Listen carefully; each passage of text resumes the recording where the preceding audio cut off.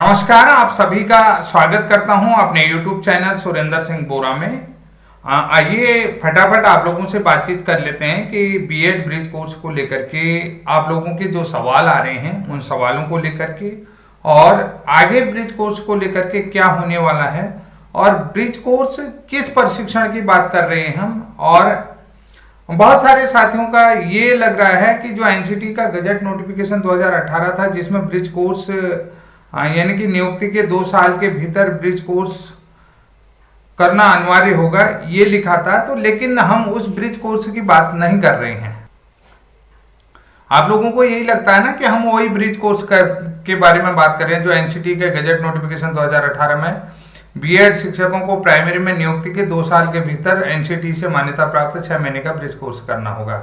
जी बिल्कुल नहीं कर रहे हैं इसकी बात हम। आप जो कह रहे हैं कि एनसीटी का गजट 2018 रद्द हो गया तो ब्रिज कोर्स कहां से होगा, ये बिल्कुल हम नहीं कह रहे हैं। ये देखिए, ये ब्रिज कोर्स अलग चीज है और जो हम लोगों ने जो है कि जो 31 मार्च 2019 तक किया है, ये ब्रिज कोर्स जो है कि आरटी एक्ट 2009 के मानकों के अनुसार करवाया गया। ये मिनिमम क्वालिफिकेशन वाला है। वो एनसीटी का गजट नोटिफिकेशन 2018 वाला जो ब्रिज कोर्स है वो अलग है। जो आप लोगों का सवाल आ रहा है कि एनसीटी का गजट नोटिफिकेशन 2018 ही रद्द हो गया, तो वो नहीं है। पहली चीज आप लोगों को बता देता हूं, ये जो ब्रिज कोर्स कराया गया है ये जब आरटी एक्ट 2009 बना तो उसके बाद जो है कि 1 अप्रैल 2010 से ये लागू हुआ।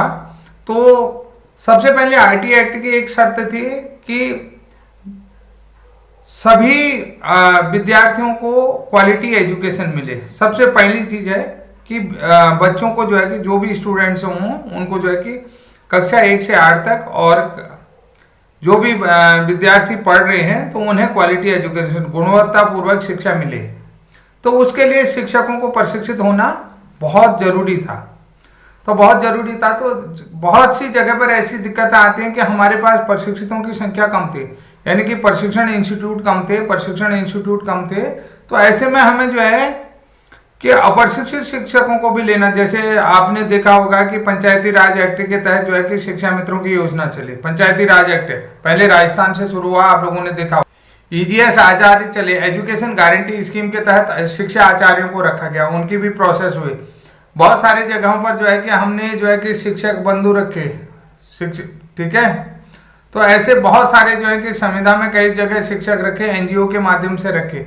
तो जो भी लोग वो पढ़ा रहे थे आरटी एक्ट लागू होने के 1 अप्रैल के बाद, उन सभी लोगों को प्रशिक्षित होना जरूरी था। यानी कि बच्चों के लिए जो क्वालिटी एजुकेशन तभी लागू हो सकती है जब शिक्षक खुद प्रशिक्षित होगा। यानी कि शिक्षक के पास टीचर बनने की मिनिमम क्वालिफिकेशन होनी चाहिए। तो मिनिमम क्वालिफिकेशन का जो प्रावधान रखा गया वो 3 अगस्त 2010 में जो है कि एक प्रावधान रखा गया। ये सारी कवायदें शुरू हुई थी 20 फरवरी 2017 में, कि उससे पहले 2010 के आरटी एक्ट यानी कि 8 अप्रैल 2010 का आरटी एक्ट प्रावधान देखना, उस प्रावधान के तहत फिर से जो है कि संशोधित, पहले 5 साल के लिए जो है कि इसको एक्सटेंड किया गया। तो 5 साल में हम लोग जो है कि सभी को जो है कि मिनिमम क्वालिफिकेशन नहीं दे पाए, यानी कि अप्रशिक्षित शिक्षकों को प्रशिक्षित नहीं कर पाया है।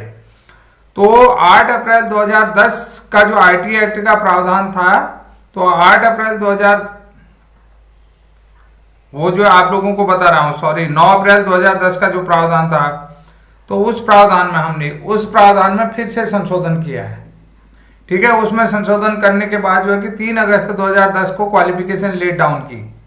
तो ये सारी चीजें हमको देखनी पड़ेंगी और ये सारे प्रावधान किए गए हैं। तो इसलिए जो है कि ये जो भी ब्रिज कोर्स प्रशिक्षण हुआ था, जिसको मानव संसाधन विकास मंत्रालय यानी कि education ministry of government of India की तरफ से और पार्लियामेंट की तरफ से विधेयक लाया गया, कानून बनाया गया, बिल लाया गया, यानी कि बिल पास हुआ, तो उसके बाद ये कोर्स कराया गया। तो ये चीजें आप लोगों को कभी भी अपने दिमाग से जो है कि इसको सेटल डाउन कर लें, कि सेटल डाउन करने का मतलब है कि इसको हटा दें कि जो एनसीटी का गजट नोटिफिकेशन 2018 रद्द हो गया। तो ये सारी चीजें सबसे पहले इसको सेटल डाउन करिएगा, यानी कि आप लोग सिर्फ आरटी एक्ट पे जाएंगे। 8 अप्रैल 2010 का जो प्रावधान है उस प्रावधान को देखिएगा, ठीक है। आरटी एक्ट में वो प्रावधान आप लोगों को सभी चीजें दिख जाएंगे, ठीक है। तो 8 अप्रैल 2010 में वो सारे प्रावधान क्या क्या बने हैं, उन प्रावधानों के बाद आप लोग देख सकते हैं कि क्या क्या चीज़ें हुई हैं।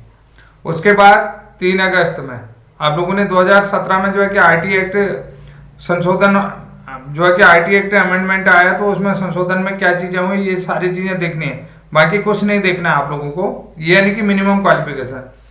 अब अगली चीज है कि ये वैलिड कैसे होगा, आप लोगों को बता देता हूं। एनसीटी के साथ एनसीटी अधिनियम 1993 के नियम 29 के तहत ये सारी चीजें हैं, और एनसीटी का क्लॉज 12 के अनुसार ये सारे प्रावधान किए गए हैं। एनसीटी के रूल में भी ये प्रावधान किए गए हैं, तो यानी कि यहां भी कोई दिक्कत नहीं है,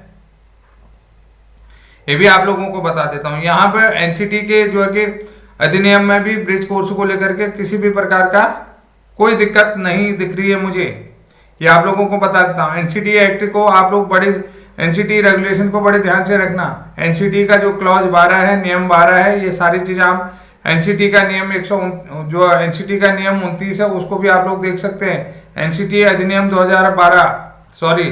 1993 एनसीटी अधिनियम 1993 को आप लोग बार बार देख सकते हैं। तो क्या क्या प्रावधान किए गए हैं ये सारी चीजें आप लोगों को देखने पड़ेंगे।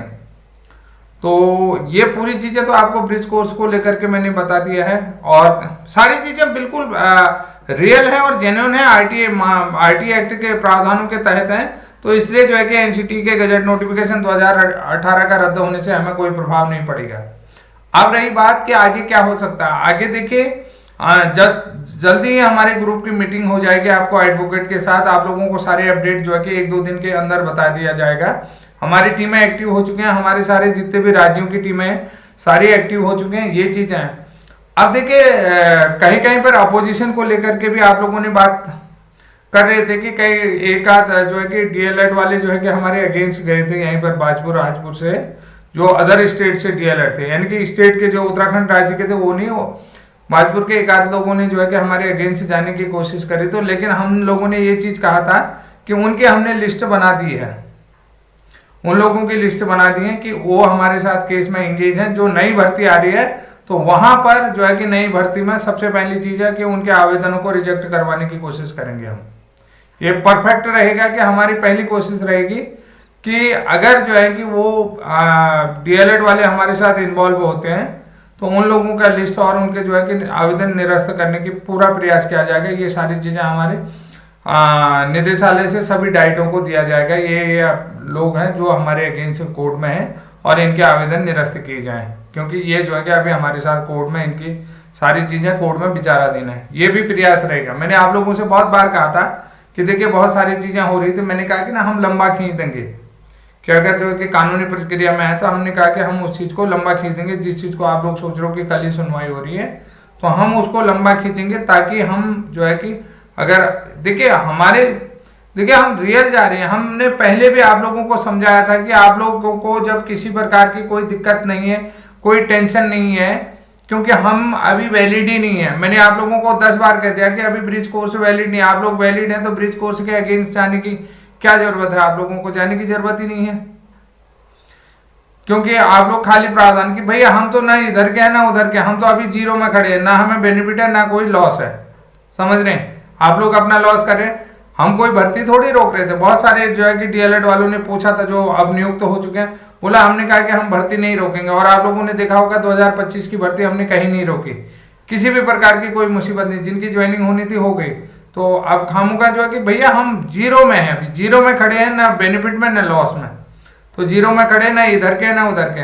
जब आप लोग डीएलएड वाले हैं, जब आपको वैलिड कर रखा है तो आप खामोका किसी के अगेंस्ट केस में जा रहे हैं।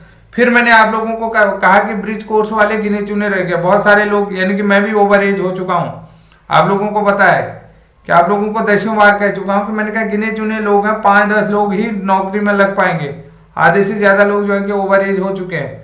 तो उन लोगों के अगेंस्ट जाकर के आप क्या होगा कि खाली अपने पैसों का लॉस करेंगे, अपना समय का लॉस करेंगे, और बाय द वे जो है कि आपकी नियुक्ति भी होने वाली होगी, तो आप जो है कि वहां जो है कि आपकी याचिका विचाराधीन, आप जो है कि वहां पर पिटिशनर हैं, तो पिटिशनर बनने के कारण, याचिकाकर्ता बनने के कारण जो है कि आप लोगों की नियुक्ति में भी ये चीजें आएंगी। तो वहां पर जब आप शपथ पत्र देते हैं कि हमारे ऊपर कोई भी मामला विचाराधीन नहीं है, तो यानी कि आप झूठा शपथ पत्र देंगे।